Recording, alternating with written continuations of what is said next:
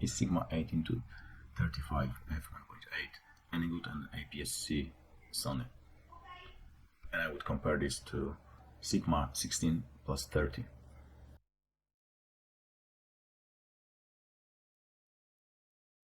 First, the price. The lens itself is almost 800 euros and it's 700 bucks in States. But you need MC11 to adapt this to Sony APS-C body, which is additional 200 euros or 150 bucks in States. You can buy it used for less than 100 bucks and 100 euros. So I'd say buy it used because it would work. There are no optical elements, so it's only electronics. If it works, it works. So used is a good option. But so with used MC11, it is like 900 euros or 800 bucks. But the thing is that it is really long and heavy lens.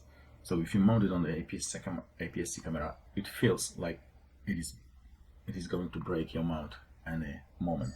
So I'd say you need something to support the lens, and it would be either the dedicated bracket for MC11, or you should use lens support. But for the lens support, you need some kind of the base plate also. So your costs growing. So the bracket for MC11 is 50 euros / 50 bucks, and some kind of the press plate with lens support would be around 100 bucks. I use the lens support from my Webil S gimbal, and it works with some corks, but when I use it, I'm more concerned that my mount would break, because if you mount your body to the tripod, and if this lens is mounted to the body directly without any support, it feels like it will break any moment. So the Sigma with the MC11 is almost 1 kilogram, so really heavy lens, big and clunky, and this two together are 670 grams, so it is easier to carry them. They are smaller, and whichever is connected to the camera, the whole setup is much lighter. And regarding the price, these two are 670 euros or 670 bucks. In States you got additional accessories with the lenses. So actually you can also get this one if you add around 100 bucks, and you can get a trio for the price of the 18-35 plus 2 bucks. So I guess financially the best choice is a trio, although you have to change lenses when you shoot, and with this one you got one lens and you can zoom, and you got 1.8 all the time. So the pros of this one, you got 18-35 in one lens, so you don't have to switch lenses, and you got all the focal lengths between, so actually you can zoom without moving.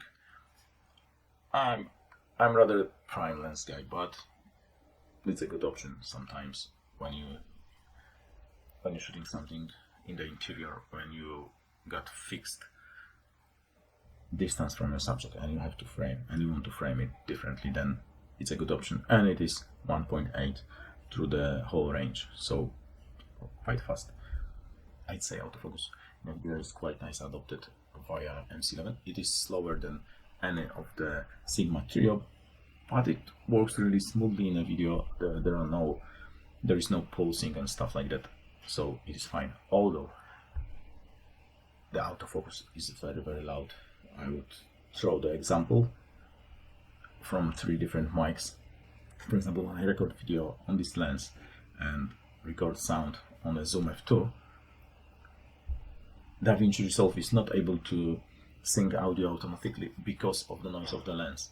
So it is so noisy that DaVinci is confused that cannot sync the audio from the video and the recorder. So yeah, that's the con.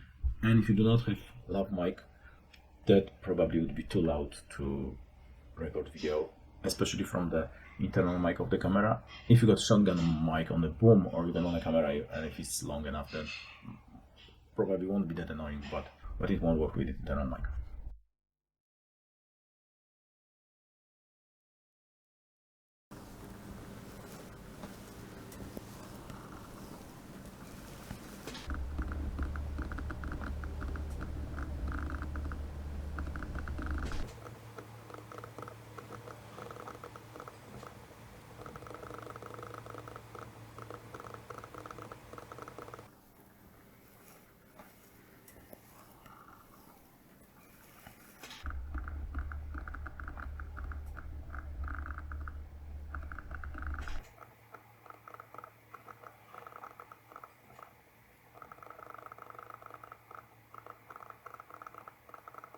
Regarding the photos, depends what your subject is. If you got stationary subjects or patient subjects, it is fine. Autofocus works, but it's slower than the lens from Sigma Trio.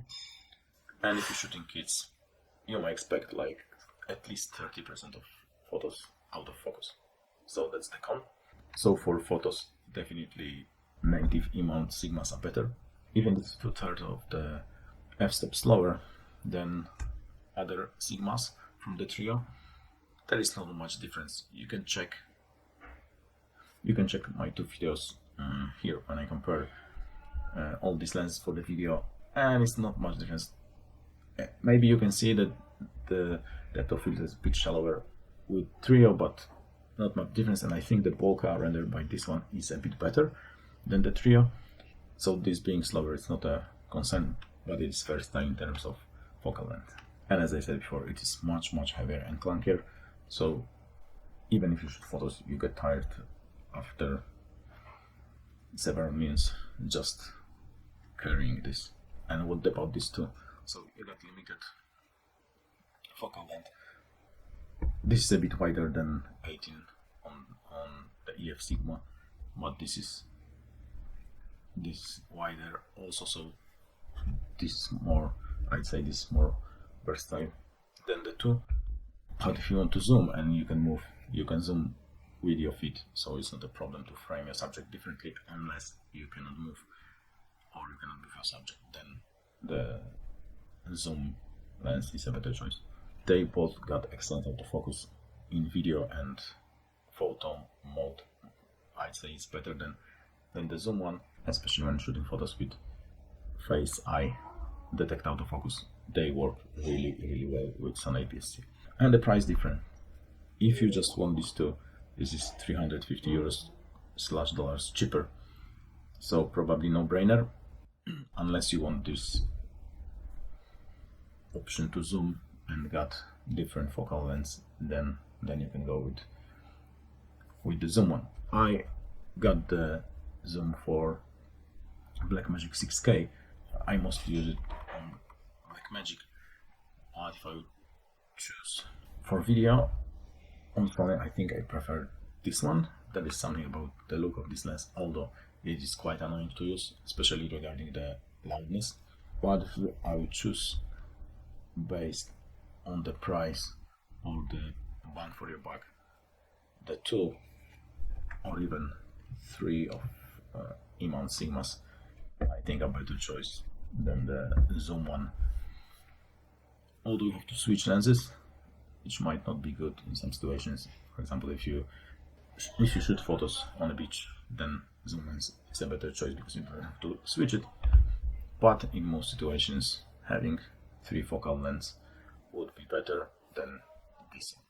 So you have to think what you want to do. If you want to shoot hybrids of photos and video, go with the 2 of Sigmas or Trio. If you think more of a video, then I think this is a bit better choice. You have to think what kind of video you're going to shoot. For sure you won't be able to vlog with this. This is too heavy and you're going to suffer after 10 minutes. And with any of Sigmas, you're fine with vlogging, although for 16 you have to be quite strong. I hope this video is helpful and now you can make a sensible choice which one is better for you. Cheers, mate.